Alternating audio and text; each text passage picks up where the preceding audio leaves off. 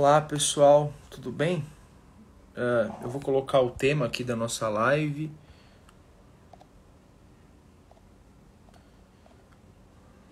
Olá pessoal, avisem aí, entrem aí, a gente vai... Boa noite, Elci Pamplona, boa noite. Avisem aí, a gente vai começar daqui a pouco. Oi Flávia, tô vendo aí o pessoal, meus alunos lá do GRAM. A gente vai começar daqui a pouco a live para falar desse ocorrido, desse fato.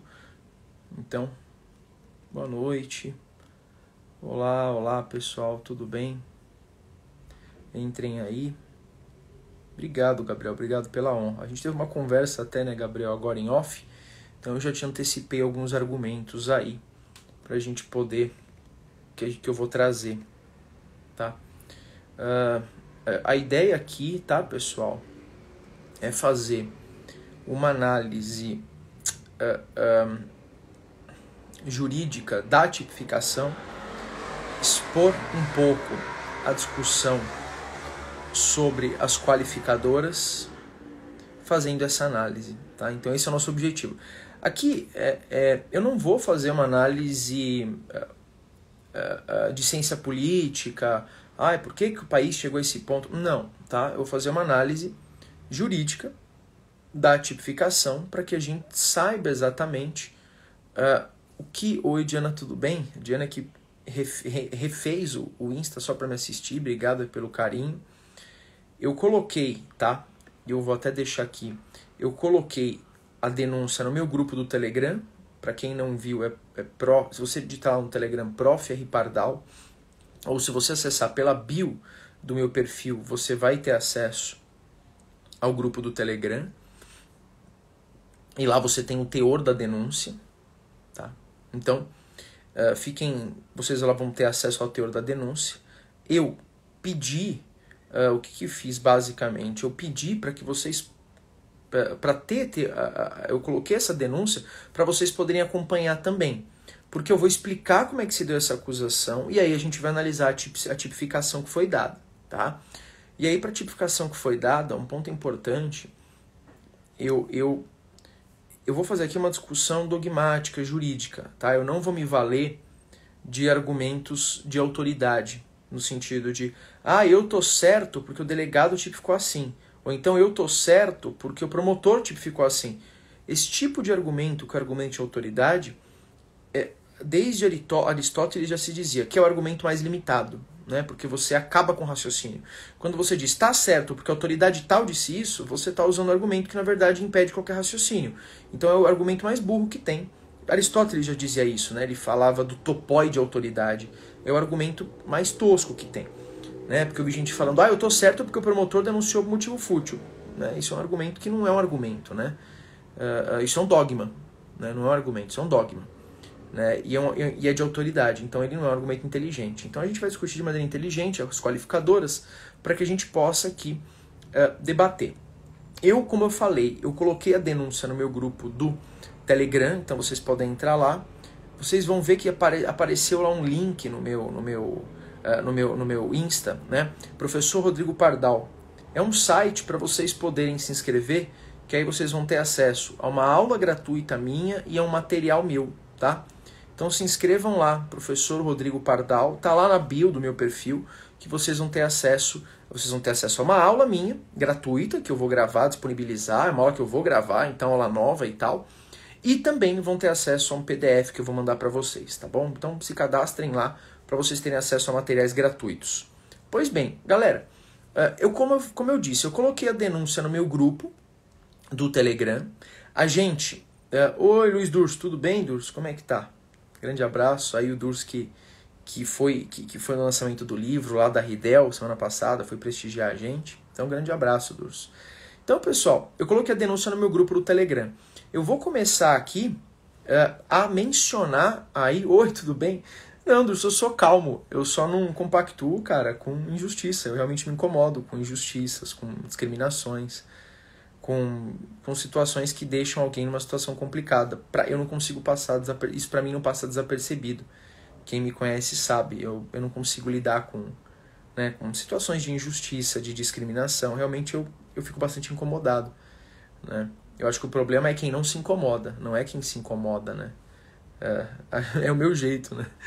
Mas é que você não estava acostumado. O Ricardo já está acostumado já. Obrigado, Durso. Obrigado. Também tenho muito carinho por você. Então, vamos lá, pessoal. Então eu coloquei a denúncia no grupo do Telegram, tá bom?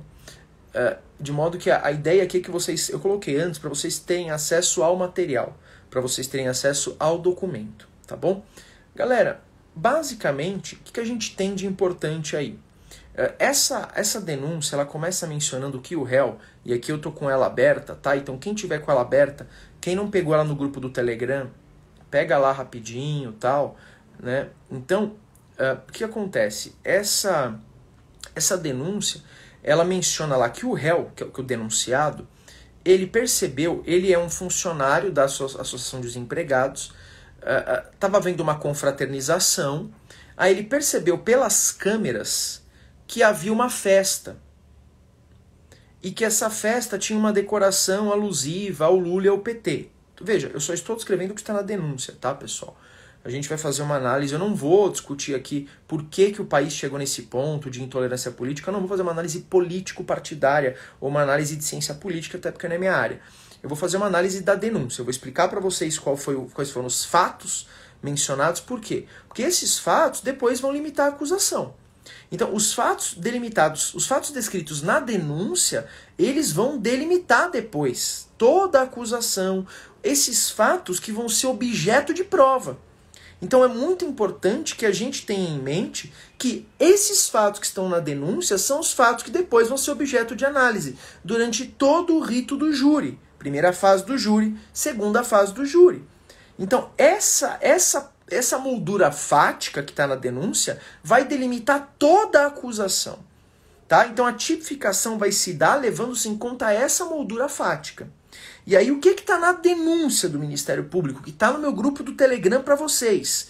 Que ele descobriu, o denunciado descobriu que haveria uma festa com uma decoração alusiva ao Lula e ao PT. E aí ele, diante disso, ele foi perto do local onde estava havendo a festa, no seu som, com uma música enaltecendo o Bolsonaro, que tinha lá o refrão, o mito chegou, o Brasil acordou. Então, ele soube da festa, isso está na denúncia, tá? Eu estou só explicando o que está na denúncia. Soube da festa, foi até o local da festa, e aí ele começou a ir até o local da festa e colocou lá música no carro dele, enaltecendo o presidente atual. Até aí, nenhum ilícito. Ele ouve a música que ele quiser, até aí não há problema nenhum. E aí ele chega até a festa. Quando ele chega até a festa, ele vai lá e confirmou, e aí ele chegou na sede onde estava tendo aniversário, confirmou que era uma festa que tinha como tema o PT e o Lula, né? Diante disso, ele ficou incomodado com isso, e aí é o que menciona na denúncia, tá lá. Incomodado com a apologia ao Lula, ele passou a provocar as vítimas. Ele começou a dizer Lula ladrão, PT lixo, Bolsonaro mito, aqui é Bolsonaro. Então ele pegou o seu carro, quando ele descobriu que havia uma festa em homenagem ao Lula, ele pegou o carro, foi até o local do aniversário. Estou escrevendo o que está na denúncia, tá? Isso aqui tá no terceiro, quarto parágrafo aqui das folhas 3 da denúncia, alguma coisa assim, tá? Então ele foi lá, pegou o carro, viu que estava tendo uma festa, foi ao local e começou a ofender as pessoas, provocar Lula ladrão, PT lixo. E aí a vítima, que é inclusive secretário e tem ligação com o PT, com o Partido dos Trabalhadores, ele foi até o local e pediu para ele sair dali. Falou, olha, é uma festa privada, por favor, você saia daqui. E aí começou-se uma discussão. E aí nessa discussão, a vítima, ligada ao PT, atirou um punhado de terra na direção do veículo do acusado, do denunciado.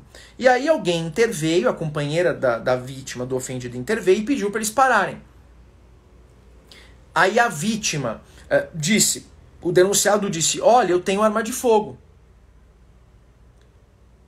No meio dessa discussão, o denunciado disse à vítima, falou, eu sou policial e eu tenho arma de fogo. E aí o denunciado então foi embora do local. E aí, ao sair do local, ele disse: eu vou retornar e vou acabar com todos. E aí o MP já diz que a motivação foi fútil. Qual? Preferência político-partidária antagônica. O MP já fala isso, tá? E a gente vai analisar essa qualificadora com calma. Então ele sai do local e avisa: vou acabar com vocês. A vítima, preocupada, já pegou uma arma que ele tinha no seu veículo e voltou para a festa, mas já em posse de uma arma por ter sido ameaçado, porque o sujeito disse que acabaria com ele. Depois ele volta, depois de 11 minutos, ele volta e grita: aqui é Bolsonaro. E aí, após gritar aqui é Bolsonaro, ele chega até a vítima e começa a atirar na vítima e diz: petista vai morrer tudo. Então ele chega com a arma já depois de 11 minutos da briga, diz aqui é Bolsonaro e diz petista vai morrer tudo e atira. E aí ele atira na vítima no abdômen e na coxa direita, a vítima cai. Aí quando a vítima já está no chão, já está caída, ele vai lá e efetua um novo disparo com a vítima já caída. E aí o denunciado é empurrado, uma pessoa é empurrado e no que ele cai ao chão ele também é atingido posteriormente pela vítima que tinha se apoderado de uma arma de fogo. Então percebam que depois de uma briga que começou porque o denunciado foi lá tirar satisfação pelo fato da festa ter o tema do PT, ele volta depois de 11 minutos com uma arma que ele foi buscar, e aí quando ele chega, ele já chega atirando na vítima. E a vítima depois revida, mas a vítima revida, a vítima morre, ele não. Ele sobreviveu, tá? Então, pessoal, esse é o ponto importante. Então percebam aí, assunto de cartório, tem um documentário no YouTube sobre a facada, mas eu não vou falar disso, porque eu não vejo aí uma importância jurídica em falar disso, tá? Mas depois se você perguntar em off qual que é a sua dúvida jurídica sobre a questão da facada, pode perguntar. Então, pessoal, aí ele foi denunciado diante disso, tá? Foi denunciado lá por homicídio qualificado. Foram duas as qualificadoras, tá? Duas as qualificadoras. Primeira qualificadora, motivo fútil. Segunda qualificadora, que foi a qualificadora do inciso 3, foi a qualificadora do motivo do perigo comum. Então nós tivemos duas qualificadoras nessa denúncia. Primeiro, motivo fútil. Depois, eu sei, cartório, mas pode perguntar, não é questão de ser bolsonarista ou não, é que se tiver alguma questão jurídica relevante na facada, é só perguntar, porque a gente faz uma live. É que eu não sei agora se tem alguma questão jurídica interessante dessa questão da facada, né? Não sei mesmo, assim, o que tem que daria para falar.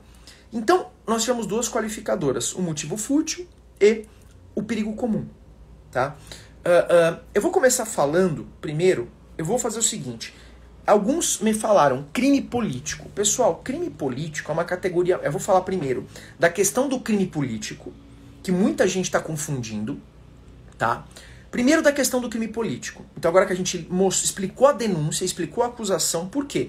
Eu vou me pautar aqui na denúncia, ou seja, num documento oficial do processo, pra gente não ficar partindo de elucubração e etc., né? De modo que são duas qualificadoras, motivo fútil e perigo comum, tá? E o promotor alega o perigo comum com base no argumento que eu já vou chegar. Mas então primeiro eu vou falar do crime político, o que é crime político.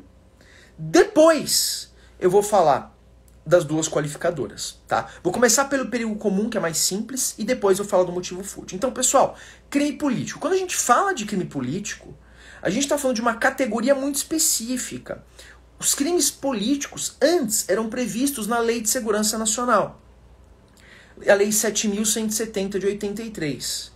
Essa lei foi revogada e o que nós tínhamos como crimes políticos, alguns autores dizem que não existe mais a figura do crime político, que inclusive está descrita na Constituição, tem até uma hipótese, né, relacionada aí relacionada a crime político na Constituição. Lembra disso? Que da sentença de primeiro grau que julga crime político cabe Roque ao Supremo. Lembra dessa previsão de Roque para o Supremo que faz às vezes da apelação? Então, pessoal, essa situação é trazida pela Constituição. Então alguns autores dizem, olha, o crime político está descrito na Constituição, ainda que a Constituição não tenha dito o que é. De modo que, quando nós falamos em crime político, alguns autores dizem que não há mais que falar em crime político com a revogação da Lei de Segurança Nacional. Houve em alguns tipos penais continuidade típico-normativa, mas não todos. Por quê? Porque a Lei de Segurança Nacional foi revogada e no lugar dela nós tivemos os crimes contra o Estado Democrático de Direito. De modo que, pelo fato de os crimes envolverem o Estado Democrático de Direito, alguns dizem que ali nós teríamos crimes políticos, tá? Eu particularmente discordo. Por quê? A categoria crime político, eu acho que é uma categoria que não faz sentido no Estado Democrático de Direito. Então, ao meu ver, essa categoria não existe mais. Mas se existe para alguém, com certeza são aqueles crimes do Código Penal, dos crimes contra o Estado Democrático de Direito, lá, artigos 359 L até 359 T. Tá bom? Então, basicamente, esses crimes aí seriam, para quem entende que eles existem ainda, os crimes contra os crimes políticos, tá? O que se afastou foi isso. Olha, não se trata de crime contra o Estado Democrático, não se trata de crime político, que eu não posso confundir com crime de motivação política. Crime político só se houvesse um desses crimes do 359 e alguma letra lá do Código Penal, para quem entende que eles existem ainda. O que também não é pacífico. Mas para quem entende que os crimes políticos continuam existindo, mesmo após a revogação da Lei de Segurança Nacional, eles seriam aqueles do Código Penal, da Lei 14.197. E aí a questão é, percebam que existe lá um tipo penal que alguns cogitaram, mas que eu acho que é muito forçado aplicá-lo, que é o 359P. O artigo 359P do Código Penal é o único que poderia, em tese, se amoldar essa conduta. Qual é?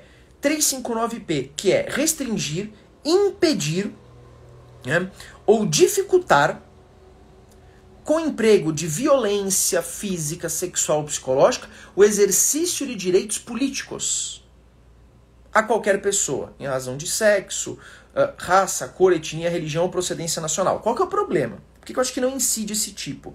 Porque o impedimento de direito político aqui, pessoal, tem que se dar em razão de sexo, raça, cor, religião ou procedência nacional ou etnia. E não se deu em razão disso. O impedimento do exercício de direito político, do direito de livre manifestação por um partido de preferência, se deu pela própria divergência política, e não em razão de sexo, cor, raça, etnia, religião ou procedência nacional. Então, exato, Poliana, exato, teria que ser muito forçado. Então, eu particularmente acho que não existe crime político aqui, tá? Justamente porque não existiu motivação de sexo, raça, cor, etnia, religião ou procedência nacional. A violência política pressupõe uma dessas motivações. A violência política que tem que se dar por sexo, raça, cor, etnia, religião ou procedência nacional. Não foi isso. A violência política se deu por intolerância política. Então, não vejo na lei, nos crimes contra o Estado Democrático de Direito, nenhum tipo penal que possa se encaixar aqui. Então, quando se diz não há crime político, o que se está dizendo é não existe nenhum crime desses contra o Estado Democrático de Direito que possa ser aplicado ao caso. Não existe. Se a gente pegar lá dos artigos 359, quer ver? 359I, não é isso? Do 359I em diante do Código Penal, nenhum deles se aplica aqui. Então, realmente, não há crime político para quem entende que esses delitos do Código Penal, 359I e seguintes, são crimes políticos. Tá bom? Bom, mas nós temos um crime com motivação político-partidária? Aí é outra história. Aí é diferente. A gente vai chegar aí, tá? Mas eu espero que tenha ficado claro porque que não existe um crime político. Crime político, até ano passado, eram os previstos na Lei de Segurança Nacional. hoje, eles são aqueles para quem entende que eles ainda existem. Eu entendo que não. Eu entendo que essa categoria é vetusta e não é compatível com regimes democráticos. Mas essa é a minha posição, tá? Mas para quem entende que ainda existe crime político, eles são os crimes contra o Estado Democrático e Direito que estão lá no Código Penal, no artigo 359-I. Para quem entende que eles ainda existem, eu entendo que não, porque essa categoria crime político para mim não faz sentido no Estado Democrático e de Direito, tá bom? Pois bem, então, exato. Não é crime político porque falta tipicidade. Não há um tipo penal para encaixar. Não há. Eu não posso arranhar a legalidade para punir alguém porque eu quero punir. Não posso, tá? Legalidade é cláusula pétrea. Tá bom? Artigo 539 da Constituição Federal, artigo 1º do Código Penal. Eu não posso arranhar a legalidade só para punir alguém que eu quero. Porque é direito fundamental, é cláusula pétrea, tá bom? É um pilar muito importante do direito penal. Então eu não posso. Eu não posso forçar a legalidade só porque eu quero punir alguém. Porque uma hora isso pode me prejudicar também, pode prejudicar outras pessoas. E a legalidade nada mais é do que um freio que o cidadão tem contra o Estado. É para limitar o poder do Estado. Então não há que se falar aqui em crime contra o Estado Democrático de Direito, que seria crime político. Os crimes políticos hoje, se existem, para quem entende que eles existem, eles estariam aqui. Eu entendo que nem estão aqui, mas para quem entende que eles existem, eles teriam que estar no 359I seguintes do Código Penal, que eu acho que não é o caso, beleza? Então a gente superou a primeira fase. A primeira etapa da nossa live, nós temos 3 etapas. A primeira é explicar por que não é crime político. Não é mesmo, tá? Não é mesmo. Tem que forçar muito para achar um crime político aí, dos tipos em vigor. Teve um tipo que foi vetado pelo Bolsonaro que poderia encaixar, mas foi vetado, então acabou a discussão, não existe o tipo. Agora, percebam, pessoal, que... aí agora a gente vai falar das 2 qualificadoras. A primeira delas, eu vou começar pela de perigo comum. Tá? A qualificadora do perigo comum, ela se justifica, segundo o Ministério Público, pelo seguinte motivo. Por quê? Porque a vítima foi cambaleando e foi alvejada por disparos detonados. Porque houve vários disparos, porque havia aí mesas e cadeiras dispostas, etc. E que em razão dessa conduta, em que você tinha várias pessoas, mesas e cadeiras, você teve uma situação de perigo comum. Minha opinião, tá, pessoal, que como houve um tiroteio iniciado pelo acusado, então, o Luiz já sacou, o doutor aí, Luiz americano, essa qualificadora do perigo comum, pra mim, não cola. Pra mim, não cola, tá? Pra mim, essa qualificadora tá muito mal colocada. Quando a gente fala de perigo comum, a gente no inciso 3, a gente tem o fogo, que é um exemplo de perigo comum. O fogo, perigo comum, é aquele perigo a um número indeterminável de pessoas. Você matar alguém com fogo num local aberto, você não sabe aonde esse fogo pode atingir. Então ele atinge um número indeterminado ou indeterminável de pessoas. Esse é o conceito de perigo comum. Se você efetua disparos num lugar fechado, você pode, em tese, atingir outras pessoas, mas não é perigo comum, porque não é um perigo a um número indeterminado ou indeterminável de pessoas, porque o perigo é específico para aquelas pessoas que estavam ali dentro. Porque se for pensar assim, sempre que eu tiver homicídio com utilização mediante disparo de arma de fogo, a menos que seja um local ermo em que só exista o denunciado e a vítima, eu vou ter perigo comum. Não faz sentido essa qualificadora. Tá? O MP forçou muito a barra nessa qualificadora. Né? Não, Moraes, não é porque saiu disparando. Ele fala aqui, na denúncia, ele fala, na última folha, folhas 4, ele fala aqui o seguinte, ó, que o perigo comum se deu porque a vítima efetuou disparos quando já estava no chão, o que expôs diversos convidados. Tá? Então eles disseram que o tiroteio iniciado pelo acusado, como fez com que a vítima atirasse de volta quando já estava no chão, num local cheio de pessoas, isso gerou um perigo comum. Tá? Então ele imputa ao perigo comum a conduta da vítima, não do denunciado. E aí nós temos 2 problemas. Tá? Não, dolo direto, né? O sujeito tentou para matar, ainda falou, o petista tem que morrer, né? Então perceba que nós estamos falando de perigo comum. Então não há perigo comum, porque perigo comum é o perigo a um número indeterminado ou indeterminável de pessoas. E não há, porque as pessoas em perigo eram exatamente aquelas que estavam naquele local fechado, naquela festa particular. Porque se for assim, toda vez que alguém atira, que existe troca de disparos num local em que tem mais pessoas além do acusado e da vítima, a gente vai ter perigo comum. Então esse perigo comum foi um pouco forçado, tá? Essa qualificadora, a meu ver, não faz muito sentido. Até porque foi uma qualificadora que foi justificada porque a vítima atirou quando já estava desequilibrada. E aí o que o MP falou? Como a vítima quando atirou estava desequilibrada, ele criou um risco para várias pessoas. Tá? E aí nós temos um problema aí. Não, Poliana, é bastante forçado falar em dolo eventual. Até porque, na verdade, a vítima atirou para se defender. Ele tinha dolo direto de matar o acusado, mas ele podia matar o acusado porque ele estava em legítima defesa, né? Então, ele tinha dolo direto em relação ao acusado. Agora, não faz sentido imaginar que ele assumiu o risco de matar as pessoas que ele convidou para a festa. Né? Então, pois bem, tá? Então, não é crime comum, tá, Leinade? É perigo comum, tá bom? Cuidado, pessoal, tá? Uma bomba, Sofia, se ele tivesse usado uma bomba no local aberto, tá? Uma bomba, gente, cuidado para não culpar a vítima, tá? Tá bom? Ele é vítima, inclusive ele morreu, tá bom? Ele nem tem nem punibilidade mais, ele morreu, tá? A gente tá falando denunciado, tá? Não vamos começar a culpar a vítima aqui, tá bom? Pois bem, então, galera, é o seguinte... Então aqui, cuidado para não confundir, não é crime comum, é perigo comum, tá? Que é aquele para um número de pessoas indeterminado ou indeterminável. Tá bom, pessoal? Beleza? Então acho que essa qualificadora tá muito forçada. Acho que essa qualificadora tá bem forçada, acho que ela cai. Se não, pode ser que não caia, mas deveria cair no juízo de pronúncia. Quando o juiz pronunciar que a primeira fase é a decisão que encerra a primeira fase do rito do júri, que é um rito bifásico. A gente tem a primeira fase, que vai até a preclusão da decisão de pronúncia, e a segunda fase, que se encerra com a decisão pelos jurados, né? A sentença proferida pelo juiz presidente do Conselho de Sentença.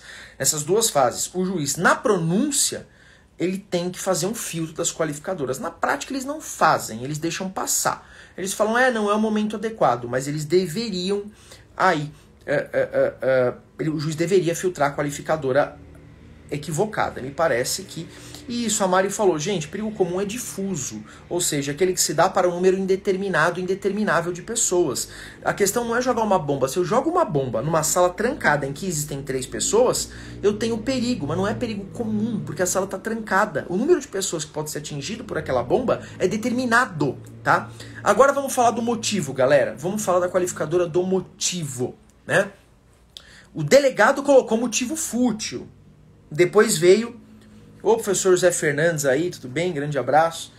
Do PIC Coaching, baita curso aqui em São Paulo, que está ajudando o pessoal coral. De acordo com a denúncia, o motivo é fútil. Tá? Por que motivo fútil? Motivo fútil por causa de uma divergência político-partidária, preferência político-partidária. É isso que está na denúncia, motivo fútil. Esse foi o argumento. Então, preferência político-partidária é motivo fútil. Eu concordo? Não. Vou explicar por quê. Vamos lá. Pessoal, bom, aqui a gente precisa explicar algumas coisas primeiro, tá? O que é motivo fútil? Quando o legislador fala de motivo fútil, o que é motivo fútil segundo a doutrina? E aqui eu peguei até porque, veja, eu não vou dizer, o motivo torpe tá certo porque o delegado tipificou assim, então tá certo. Então, não, o motivo fútil tá certo porque o promotor tipificou assim. Esse argumento é argumento de autoridade. Desde Aristóteles já se dizia que o topóide de autoridade é o mais burro que existe, porque você não raciocina. Você só repete, ele falou, tá certo. Então eu não vou usar esse argumento, porque esse argumento não é sério. O argumento que eu uso é o do raciocínio. Vocês podem discordar, mas eu vou desenvolver um raciocínio. E aí eu peguei aqui, fiz uma pesquisa, cheguei em casa, embora já tenha nas minhas aulas esses autores, mas eu peguei de novo, né? Esse aqui, Nelson Hungria, né? E Magalhães de Noronha, que são os dois clássicos aí do direito penal, a meu ver, e que são dois sujeitos que melhor explicam a parte especial, tanto que todo mundo até hoje copia os dois. Então vamos lá. Bom, motivo fútil, galera. O que é motivo fútil, tá? Segundo Nelson Hungria. Olha aqui, galera. Motivo fútil, segundo Nelson Hofbauer Hungria. Ele vai dizer o seguinte, motivo fútil. Cadê? Aqui. é aquele notavelmente desproporcional ou inadequado do ponto de vista do homem médio, tal. Então ele fala que é aquele notadamente desproporcional ou inadequado. Isso que ele fala. Isso é Hungria falando. E aí quando Hungria vai falar do motivo torpe, o que ele diz? Ele diz: motivo torpe é aquele que mais vivamente ofende a moralidade média, o sentimento ético-social comum. É o motivo abjeto, ignóbil, repugnante, que imprime ao crime um caráter de extrema vileza ou imoralidade. E aí, qual que é o exemplo que ele dá de motivo torpe? Olha que interessante, é bem o exemplo aqui, o exemplo de imoralidade contrariada. Então, torpe, um exemplo que o Nelson Hofbauer, Hungria, o príncipe dos penalistas, dá de motivo torpe, é o de imoralidade contrariada. O sujeito se sente contrariado, né, por um aspecto relacionado à moral. Pois bem, então, pessoal, ele diz isso, tá? Esse é Nelson Hungria, tá bom? Então, e agora com as minhas palavras, motivo fútil é aquele decorrente de ninharia, pequenez, é aquele que se torna mais grave justamente em razão da desproporção. Então o sujeito vai lá e fala, bobo. Aí você mata ele porque ele te chamou de bobo. Isso é absurdamente desproporcional. Ou então o marido que mata a mulher porque a sopa tá fria. Isso choca pela desproporcionalidade. Isso é motivo fútil. Já o motivo torpe é aquele especialmente vil, abjeto, repulsivo, repugnante. Quando a gente fala de motivo torpe, a gente está falando de um motivo que é muito repugnante. Que é vil. Né? Matar por dívida de tráfico de drogas. Esse é o motivo torpe. Então a gente não pode confundir. E aí, um ponto interessante. No UOL saiu que o promotor disse o seguinte. Ele justificando por que ele entendeu que não seria caso de motivo fútil. Aliás, perdão, de motivo torpe. Olha o que ele disse aqui, ó. O promotor disse, ele disse. Cadê a reportagem? Deixa eu pegar aqui para vocês. Que eu mandei até para uma aluna minha, que eu tenho uns grupos, eu mantenho contato com alunos, tiro dúvida deles. Ó, olha o que o promotor disse, pessoal. E aqui eu quero pontuar esse erro do promotor, que isso é um erro, isso que ele fez, tá? Eu até postei no Stories. Onde que tá o erro desse raciocínio? O promotor disse assim, ó. Nosso entendimento que o crime abjeto, repugnante da torpeza, ele deve ter alguma vantagem no campo econômico. E aqui é o erro do promotor. O que o promotor disse, galera? Que a torpeza tem que ter um aspecto econômico necessariamente. O promotor disse isso. Isso é um erro. Tá? Isso reforça como há alguma coisa aí equivocada no momento em que ele rechaça o motivo torpe. Ele rechaçou o motivo torpe, tá? Oi, Carla, tudo bem? Carla aí, pessoal, sigam o canal, tá? Operação Policial, lá no YouTube. Tem 1 milhão de inscritos aí, é um canal que eu comento sempre. Que é o canal que a Carla toca aí, grande amiga, tá?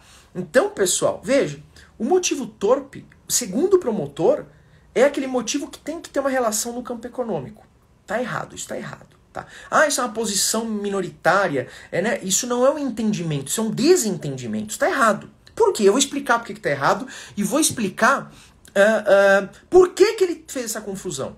Porque ele se confundiu em relação à interpretação analógica.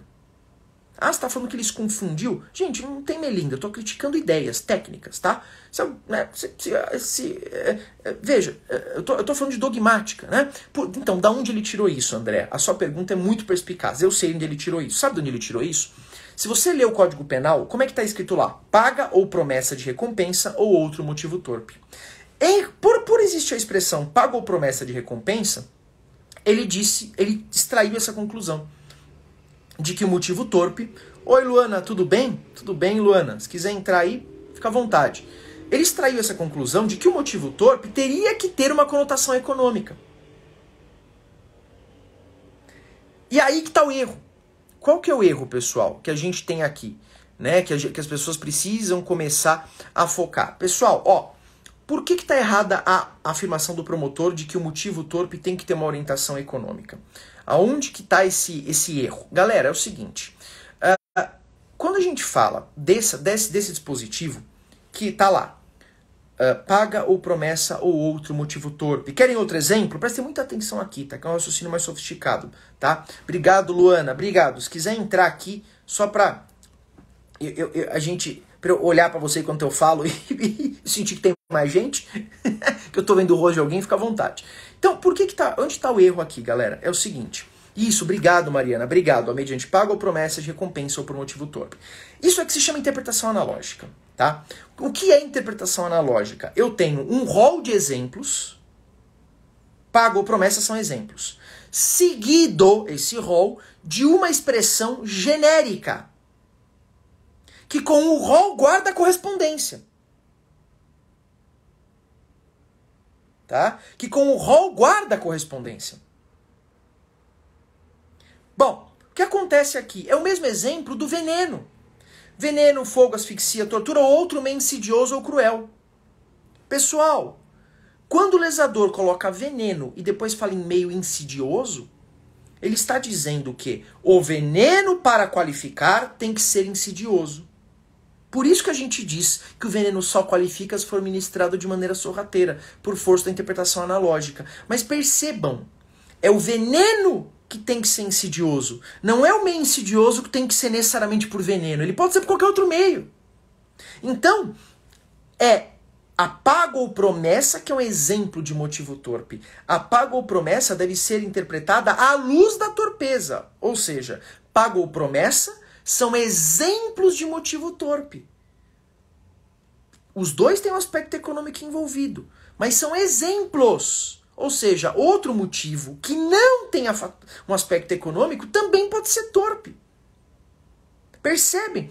E aí a Mariana colocou com emprego de veneno, fogo, asfixia. Pessoal, aí ele coloca fogo, porque fogo resulta perigo comum. Percebam então que qual foi o erro do promotor? Ele fez a interpretação analógica de maneira invertida. Ele está dizendo, o motivo torpe tem que ter um aspecto econômico. Não. É a paga ou promessa que são exemplos de motivo torpe. É a paga ou promessa que tem que ser interpretadas à luz da torpeza, e não a torpeza que tem que ser interpretada à luz da paga ou promessa. É a mesma coisa do veneno. Veneno é um exemplo de meio insidioso. Porque se eu pensar como promotor, eu tenho que dizer que o meio insidioso só qualifica se envolver veneno. Porque foi o que ele falou aqui. Ele falou, bom, a torpeza só qualifica se tiver conotação econômica. Não. É a paga ou promessa que são exemplos de motivo torpe. Então, ele não está sabendo usar a interpretação analógica, pessoal. Tá? Tem que ter relação entre o rol e a expressão genérica entre paga e promessa e motivo torpe, fogo e perigo comum, veneno e meio insidioso, mas é o veneno que tem que ser interpretado à luz do meio insidioso. É a paga ou promessa que tem que ser interpretada à luz do motivo torpe, e não o contrário. O que o promotor fez foi o contrário. Então o argumento dele de que é motivo fútil porque não é torpe, já tá estranho porque é negativo. Então já é um problema, porque na verdade ele aplicou o fútil porque ele acha que não é o outro. Só que ele acha que não é o outro por uma motivação errada. Que ele diz que o motivo torpe tem que ter necessariamente um aspecto econômico.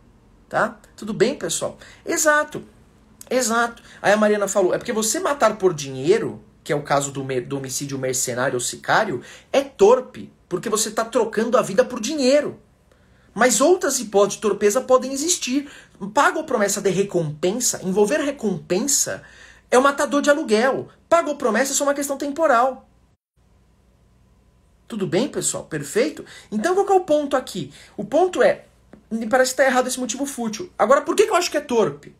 Galera, quando a gente fala de torpeza, a gente está falando de algo que no caso concreto é especialmente reprovável. Você tem que analisar um contexto em que se insere. A gente está numa situação, no país, de muita agressividade, de ânimos acirrados. Tá? Uma situação em que essa disputa política que está rolando, ela não pode ser rotulada como insignificante. A gente tem que olhar para a realidade. Eu não posso me colocar como se estivesse numa redoma em outro planeta. O motivo é torpe, principalmente nesse contexto. Eu vou dar um outro exemplo e, por favor, não interpretem esse exemplo como se estivesse querendo fazer uma analogia com o Brasil. É para vocês verem que não é só porque é diferença político-partidária que o motivo necessariamente é fútil. É um erro isso. Por quê? Vejam. E aí, primeiro, tem uma analogia que se faz. Ah, mas se eu tenho briga por futebol, é fútil. É a mesma situação? Não é. Eu não posso equiparar uma briga por futebol com uma briga por ideologia partidária, por política. E não é, Enzo, que elas são absorvidas, é que elas não se confundem. Não é que não existe uma absorção, é que elas não se confundem. Se eu tenho uma, não pode haver a outra. Ou o motivo é vil, abjeto, ou ele é absolutamente desproporcional. Não tem como um absorver o outro, porque para que exista absorção ou consunção, eu tenho que partir da premissa de que os dois incidem. Não tem como incidir os dois, porque eles são necessariamente conflitantes, eles não têm como coexistir. Tá? Me parece que no cenário atual isso não é algo insignificante, ínfimo. Não é. Eu vou dar um exemplo para vocês. Se alguém, pessoal, se um sujeito hoje mata, né, um neonazista, tá na Alemanha, tá? Um cara que vai lá e fala que Hitler era incrível e que fala que Hitler devia ter feito tudo aquilo de novo.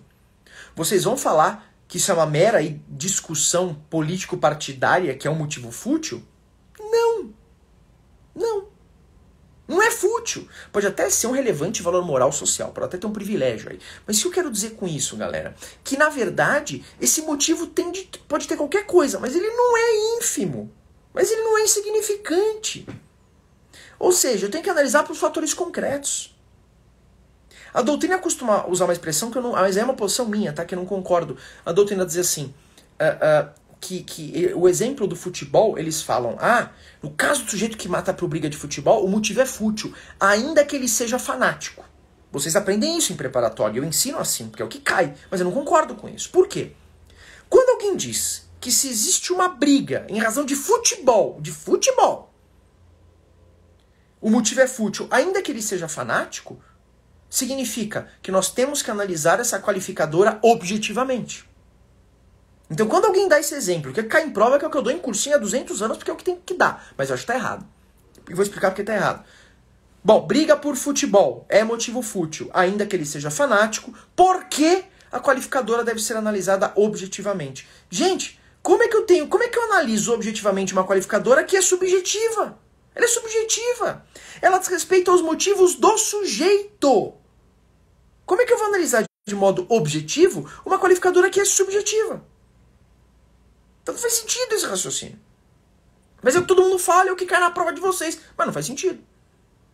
De todo modo, no contexto atual, esse motivo não pode ser decorrente de ninharia pequenez. Não pode. No contexto atual do país, não. Não. Em que as pessoas estão realmente quase que saindo na porrada por causa disso. Basta vocês olharem na família de vocês. Tem uma mesma... vocês, ou seja, onde que isso é insignificante? Onde que isso é pífio? Eu, na minha família, todo mundo tem um lado só na política, mas supondo que tivesse gente de lados diferentes, eu garanto que se eu perguntar aqui pra vocês, de 10 pessoas, 9 já tiveram briga com parente por causa disso. Isso não acontecia antes. Então, não dá pra falar que isso é insignificante, que isso é pífio. Isso hoje tomou uma proporção muito grande. E eu não vou dizer porquê, eu não vou entrar nessa discussão. Mas percebam que falar que isso é fútil é alienante. Não, desculpa, não faz o menor sentido. Percebem agora a lógica? Vocês conseguiram entender o raciocínio que eu fiz, pessoal? É que as pessoas na rede social gostam de fazer o que é raso, o que é tosco, e não gostam de debater ideias. E usa argumento de autoridade, né? Como o promotor denunciou por fútil, eu tô certo, ganhei. Não. Você tem que argumentar, não adianta falar isso. Isso é topóide de autoridade. Topóide de autoridade é burro. Então, veja, e eu não tô falando que eu tô certo, mas assim, se alguém quiser brincar de discordar, vamos debater teses, como eu tô fazendo. Pegar doutrina, né? Tá? Então, não dá pra falar que hoje, no cenário atual, discussão sobre política, sobre questão político-partidária, é pífia. Aí a Mariana fez uma coisa interessante, pessoal. E aqui agora a gente vai falar do aspecto processual disso, né? Porque eu já vi que surgiram 2 perguntas. Bom, galera, é o seguinte. Como é que fica essa tipificação errada? Pode haver emendácio no júri? Sim, pode. até a decisão de pronúncia, a princípio, tá? A gente poderia ter uma multácio depois, mas aí surgisse fato novo. Mas a gente pode ter emendácio no júri até a pronúncia. Até a pronúncia, a princípio, a gente pode ter emendácio no júri. Tudo bem? Isso tá lá, pessoal, inclusive, no artigo 418 do CPP. O artigo 418 do CPP, ele permite a emendácio libere no júri. Que é o juiz que decorre lá do narra mihi factum, dabutibius, que é a ideia, dá-me o fato que eu te dou o direito, ou do iuria novit curia, que é o juiz conhece o direito, ou do princípio da correlação, lembra disso? Por que princípio da correlação? O juiz é livre para aplicar o direito, mas ele deve se ater aos fatos descritos na denúncia. Então, ele está livre para aplicar a moldura que ele bem entender, desde que ele se limite aos fatos descritos na exordial, na denúncia. E aí o 418 diz que o juiz pode dar ao fato definição jurídica diversa. Então o fato está lá descrito. O MP entende que é fútil, ele pode aplicar emendácio e jogar para torpe. Pode fazer isso. Pode. Na segunda fase já não dá. Tá? Os jurados já não podem fazer emendácio, né? Até porque aí não dá porque eles não conhecem o direito. Né? Não faz sentido o brocado iuria novit curia para o juiz que conhece o direito, não para os jurados que a princípio são leigos. Então, ele pode sim aplicar emendácio, tá? Quando da pronúncia, pode sim, tranquilamente, ele pode aplicar emendácio em relação a essa qualificadora e pode afastar também a do perigo comum se ele achar que ela é absurda. Ele deve fazer esse filtro. Tudo bem, pessoal? Tá legal? Então, muito cuidado. Enzo, a desproporção, ela sempre vai ter um homicídio, tanto que é crime, tá? Mas quando a gente fala da desproporção no motivo fútil, Enzo, é aquela ideia que você tem daquele motivo que choca, né? Por isso, então é o cara que mata a mulher porque a sopa tá fria, né? É o outro que mata, sei lá, o cabeleireiro porque ele cortou o cabelo errado, entendeu? Isso é fútil, tem que ser uma coisa gritante, tem que ser uma desproporcionalidade que você fala, cara, que coisa tosca. É nesse sentido, entendeu? Senão, não, né? A gente tem que tomar cuidado, porque o homicídio, se ele é crime, ele já é desproporcional por si só, mas não é essa desproporcionalidade, tudo bem, que vai gerar, né? Então, cuidado com isso. Então, pessoal, essas eram as considerações que eu queria fazer, tá? Sobre a tipificação. Falamos primeiro dos crimes políticos, por que não é crime político. Depois falamos da qualificadora do perigo comum e por último das qualificadoras do motivo fútil e torpe, tá bom? Mandem um vídeo para os amigos, para as amigas aí. Eu quero só de novo pedir, tem lá um site agora que acrescentaram agora, a bio, Professor Rodrigo Pardal. Entrem lá, façam um cadastro, por quê? Porque vocês vão ter acesso a um PDF grátis meu, e vão ter acesso também